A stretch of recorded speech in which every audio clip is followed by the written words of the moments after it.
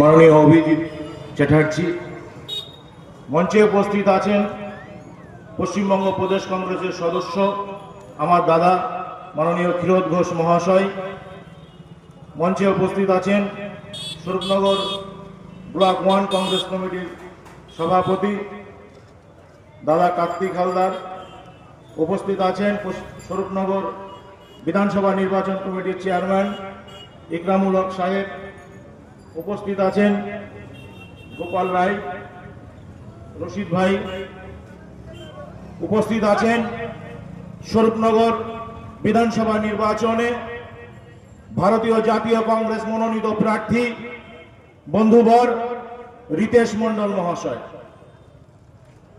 আজ 2026 সালের প্রাক্কালে দাঁড়িয়ে ভারতবর্ষ তথা পশ্চিমবাংলায় যে এক অস্থিরতা, ব্রাহ্মণতা,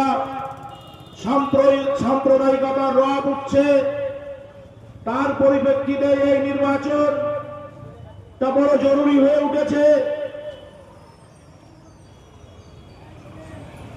তাই আপনাদের কাছে আমাদের আবেদন, এই নির্বাচন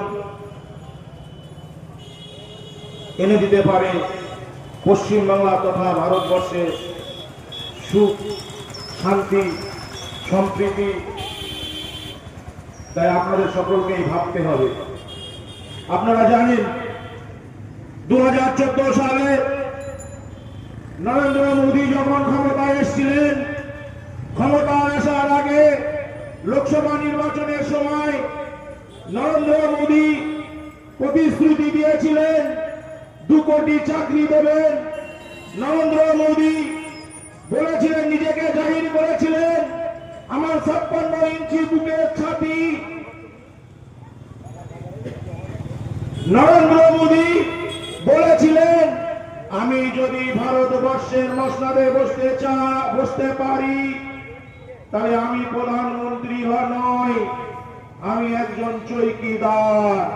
এই ভারতবর্ষটাকে আমি চৌকি দিয়ে রাখবো, পাহারা দিয়ে রাখবো।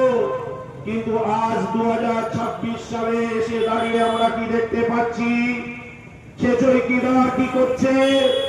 চৌকিদার চোর হয়ে গেছে। সে চৌকিদার চোর হয়ে গেছে।